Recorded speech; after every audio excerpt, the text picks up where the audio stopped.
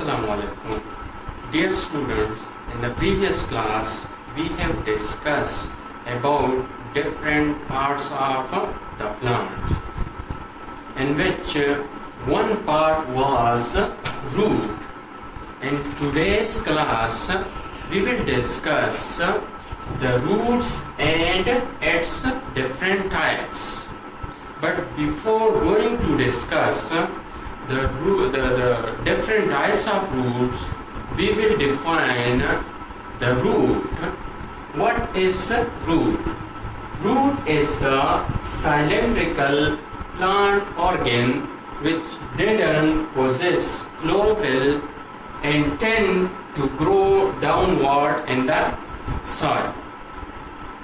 The roots, all of us know that it grows inside the soil and it grows in opposite direction to that of light in order to absorb nutrients and water from the soil. We have discussed already the characteristics of roots. So next we will discuss the different types of roots.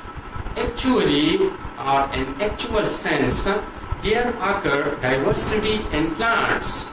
There occur different plants upon the surface of earth, and each plant possesses a particular type of roots, which makes the diversity in roots as well.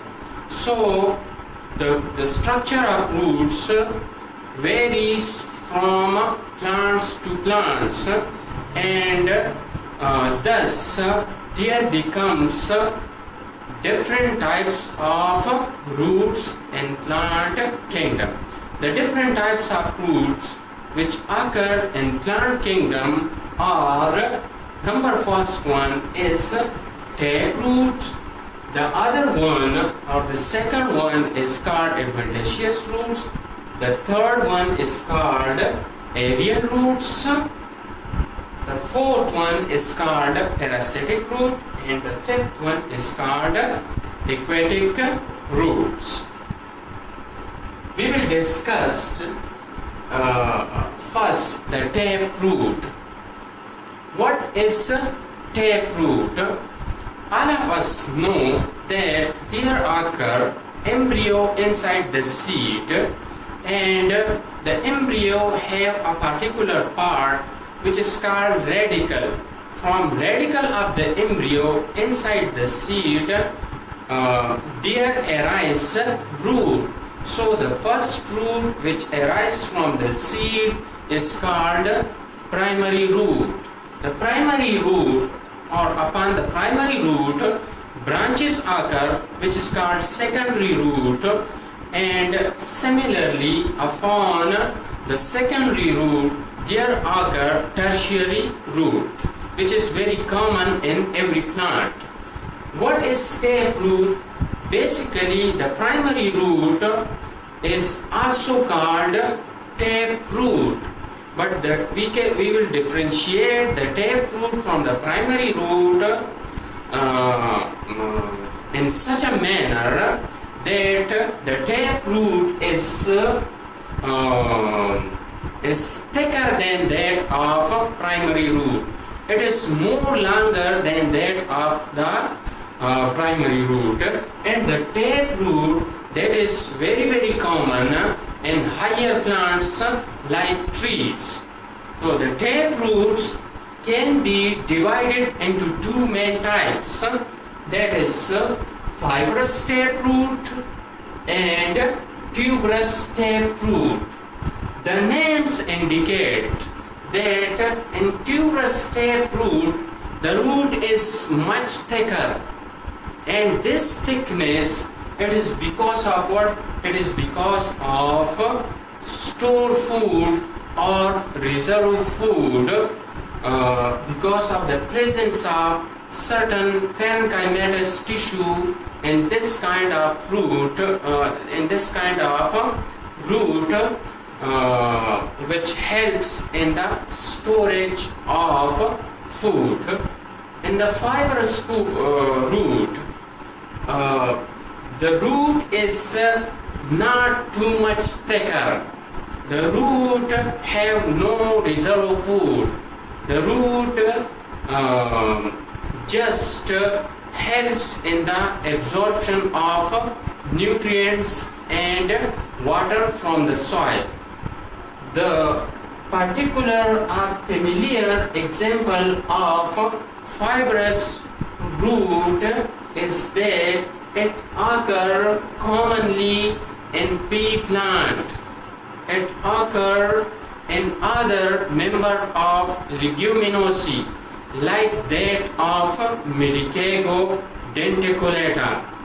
In pea plant and other member of leguminosae or simply in grasses, there occur fibrous tap root. The example of tuberous tap root are carrot, turnip and radish, in which there occur reserve food. Therefore, the size of the root becomes thicker and thicker. The tuberous roots, they are further divided into three main types, that is conical roots, napiform root and fusiform root. There is structural differences between these three kinds of roots. That is, the conical root is that in which the root is swollen at the upper end and tapering towards the lower end, or the root is thicker on the upper side and thinner on the lower side. The familiar example of conical root is that of radish, as you can see in the diagram here, that the upper part of the root is swollen and the lower part of the root is thinner. The other one, the other tuberous tap root is napiform root. Then the example of napiform root is that of turnip. Here we see that the root is much more swollen on the upper side and much more tapering towards the lower side. So this kind of root is called napiform root. The third one, tuberous tap root, is fusiform. The structure of fusiform root is different from that of conical and napiform root. In fusiform root, the root is thicker in the middle and its tapers are thinner towards both the ends. The example of fusiform root is that of English radish. Here we can see here in the diagram that the root is much more thicker in the middle and it tapers or becomes thinner on both the ends, that is on the upper end and on the lower end. The second one, next we will discuss about the adventitious root. What is adventitious roots? Adventitious roots are those roots which arise from any part of the plant except the embryo. So, the adventitious roots may arise from the leaf, or it may arise from the branch, or from any other part of the stem. The adventitious roots also varies from plant to plant. So there are different types of adventitious roots. First, we divide it into two main types. That is subterranean adventitious root. Subterranean is a term which is also used for underground part. So the subterranean adventitious root is also called underground root, and the second one is partly subterranean or partly underground adventitious root. The subterranean root, adventitious root, are those roots which lies inside the soil and it doesn't occur aerial in nature or in the air. It will always be inside the soil. So these subterranean roots can be divided into two main types. That is the fibrous subterranean adventitious root and the tuberous subterranean adventitious root. Here the case is similar to that of the cave root, in which we discussed the fibrous and tuberous form. The fibrous cave root, the fibrous subterranean adventitious root are those roots which have no reserve food, which are not much more thicker, which are fibrous in nature, which are hair-like, which are in hair-like structure, while the tuberous adventitious roots are those roots which have reserve food and which are much more thicker in size as compared to that of the fibrous adventitious root. The example of fibrous adventitious root is very simple. The common turf grass is having such roots because from in the grasses we have seen that from the node of the plant arises certain root, and they are fibrous adventitious root. The other type is tuberous adventitious root. The tuberous adventitious roots are much more thicker. The example of tuberous adventitious root is that of dahlia plant. Dahlia is a plant. It is cultivated often ornamentally, and the plant is having tuberous adventitious root. The third one kind is that of aerial root. We have seen many plants that they often climb upon the tree or often climb upon walls. In these kinds of plants, there occur aerial roots which have no connection with the ground or with the soil. They have a connection either with an erect object or with the wall of a building or with any other erect plant. For example, we have seen climbing roots in grapes.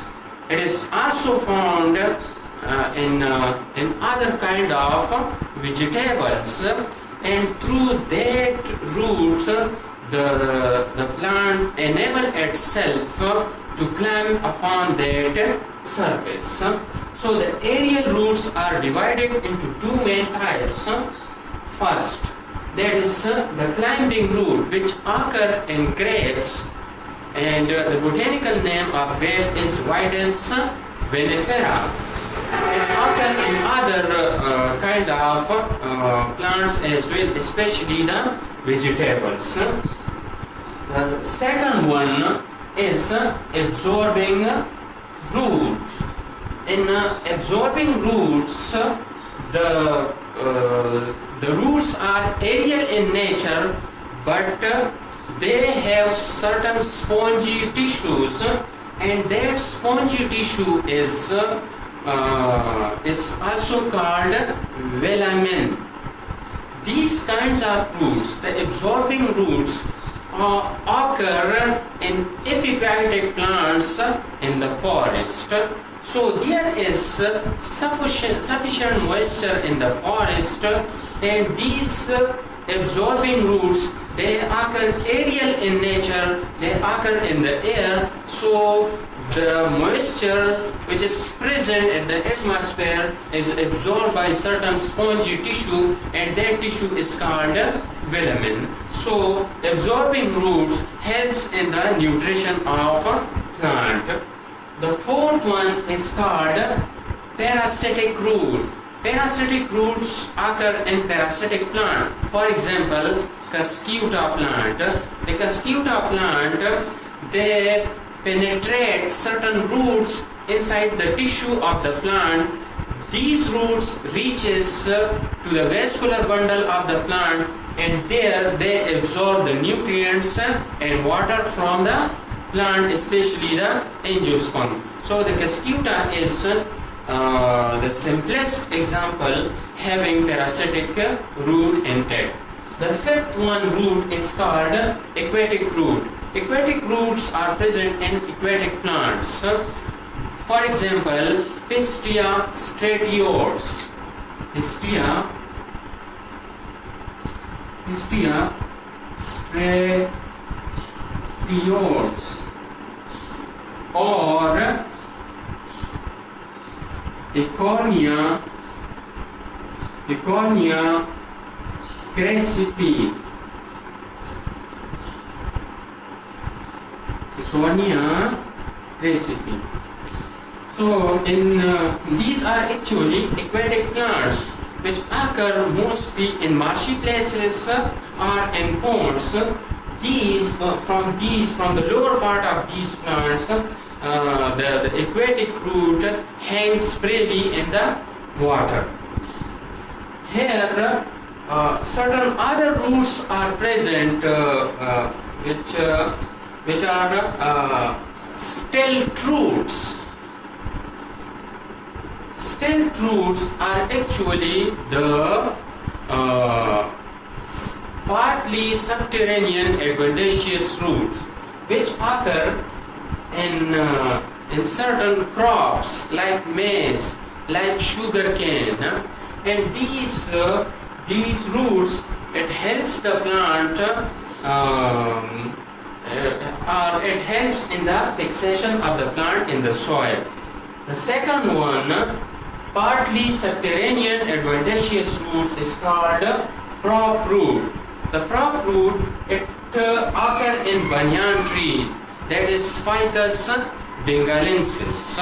From this tree, from banyan tree, from the branches of this tree, certain roots arises, and these roots are called prop root.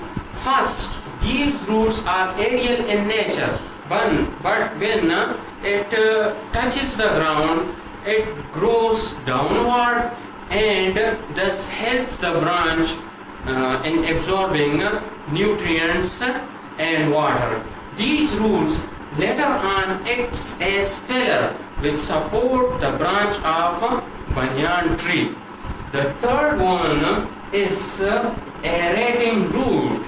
Aerating root are specialized roots that occur in certain plants, in certain specialized plant, and that plant is called Avicennia officinalis. Avicennia officinalis is also called, or it may be considered, a type of mangrove plant that occur on the bank of sea and which protects or which act as a habitat for certain animal like prawn. So the aerating roots are present in mangrove plants, that is Avicennia officinalis. These aerating roots are also called pneumatophores. The pneumatophores comes out of the soil and helps in exchange of gases, because we see that in marshy places or in saline condition there is scarcity of oxygen. So in order to provide more and more oxygen to the plant, these roots comes from the surface of the soil that absorb oxygen, and that oxygen is provided to the plant. So this is all about the roots and its different types. In the next lecture, we will study or discuss about the other structure of the plant, which is called stem. Thank you very much.